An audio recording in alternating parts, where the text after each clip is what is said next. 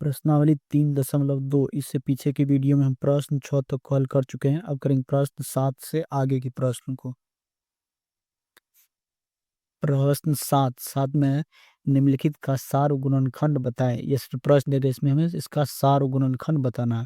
तो इसमें 4 और 32, तो 4 और 32 का सार गुणनखंड बताना है।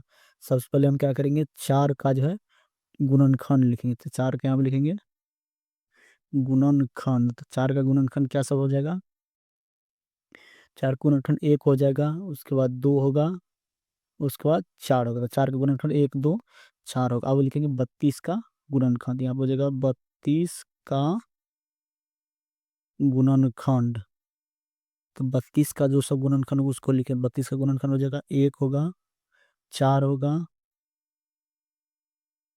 1 होगा, 2 होगा, उसके बाद 4 हो जाएगा, 8 होगा, 16 हो जाएगा, 32। 32 का गुणनफल 1 2 4 8 16 32, जिससे 32 में भाग लग जाए वही हो जाएगा 32 का गुणनखंड। अब 4 और 32 का सार गुणनखंड यहाँ पर हम लिखेंगे। 4 और 32 का सार गुणनखंड, सार गुणनखंड बराबर हो जाएगा जो दोनों में रहेगा। तो एक देख रहे 4 का भी गुणनखंड एक करा, 32 का गुणनखंड, तो ये हो जाएगा एक, तो हो जाएगा एक। इसके बाद 2 देख रहे 4 का भी गुणनखंड 2 है और 32 का भी गुणनखंड 2 है, तो ये हो जाएगा 2। उसके बाद 4, दोनों में जो रहेगा वही जगह 4 और 32 का सार गुणनखंड। अब प्रश्न बी में 8 32 42, 8 32 42 इस तीनों का हमें सार गुणनखंड निकालना है। सबसे पहले हम क्या करेंगे, 8 का गुणनखंड लिखेंगे। यहाँ पे लिखेंगे 8 का गुणनखंड। 8 का गुणनखंड क्या सा हो जाएगा, 1 हो जाएगा, उसके बाद हो जाएगा 2 होगा, 4 हो जाएगा, 8। 8 का ये सब गुणनखंड, 8 में जिन जिन संख्या से भाग लगेगा वही हो जाएगा इसका गुणनखंड। अब निकालेंगे 32 का गुणनखंड। 32 का गुणनखंड, तो 32 का गुणनखंड क्या सा हो जाएगा, 1 होगा, 2 होगा, 4 हो जाएगा, 8 16 32। तो 32 में जिन जिन संख्या से भाग लगेगा वही हो जाएगा 32 का गुणनखंड। ये सब संख्या से इसमें भाग लगेगा था 32 का गुणनखंड, ये सब संख्या हो जाएगा। अब लिखेंगे 42 का गुणनखंड। यहाँ पर लिखेंगे 42 का गुणनखंड।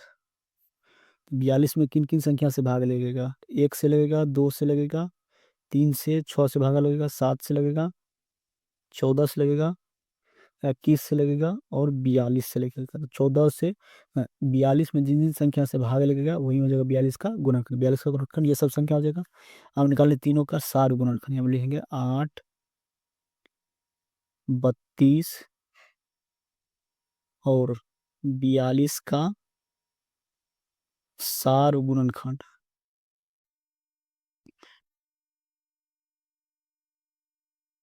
सार गुणनखंड जो संख्या तीनों का में रहेगा, जैसे 1 8 का भी गुणनखंड 1 आ रहा, 32 का भी गुणनखंड 1 आ रहा और 42 का, ये हो जाएगा, एक तो हो जाएगा 1। इसके बाद 2 तीनों में है तो 2 हो जाएगा, 4 देखेंगे 4 नहीं है, अब कुछ भी कमेंट नहीं मिल रहा ये जगह। तो 8 32 और 42 का सार गुणनखंड हो जाएगा 1 और 2, ये जगह इसका आंसर।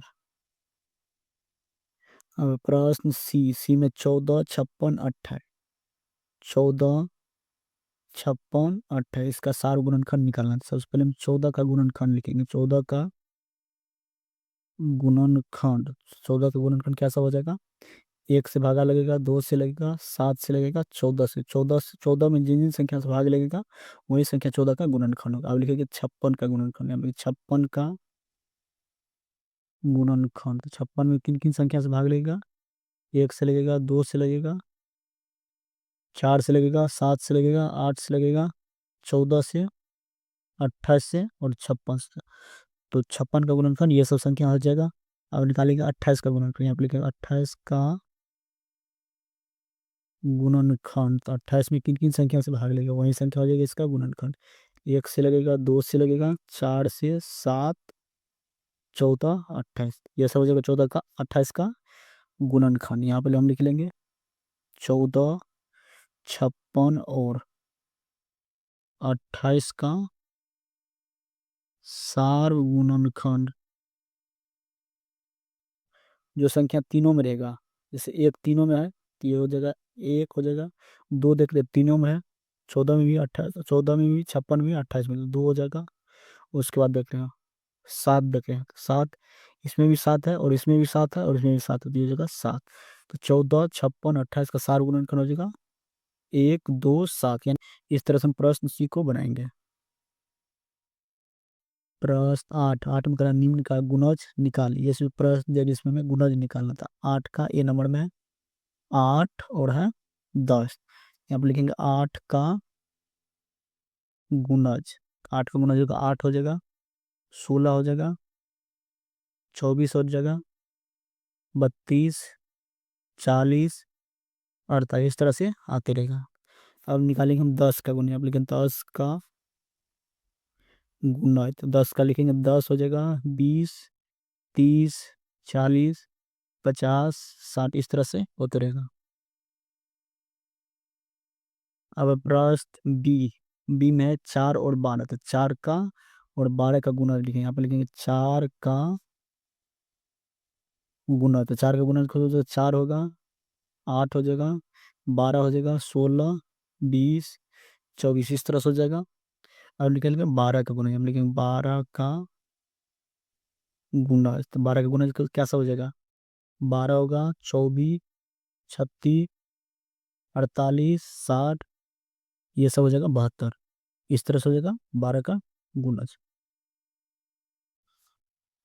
अब प्रश्न सी, सी में 3, 5, 8, 3, 5, 8, 3 का गुणज लिखा है आप, लेकिन 3 का गुणज, तो 3 का गुणज होगा 3 हो जाएगा, 6, 9 हो जाएगा, 12, 15, 18, इस तरह से 21 होगा।